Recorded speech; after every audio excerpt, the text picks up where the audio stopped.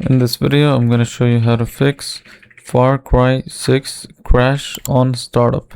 So first go to your game, right click on it, properties, install files, browse, find the game.exe, farcry.exe, right click, properties, compatibility, enable the three options, click apply and OK.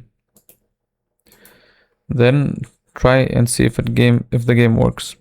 If it doesn't, then go to task manager and make sure you exit the game from here. If you see the game or if you see any other game, just right click and then end task to exit it.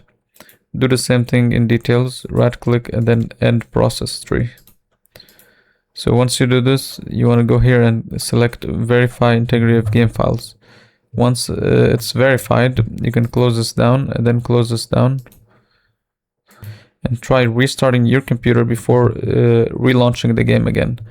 Now, if you relaunch the game and it still doesn't work, then just try to uninstall the game completely, and hopefully after reinstalling it, it should work.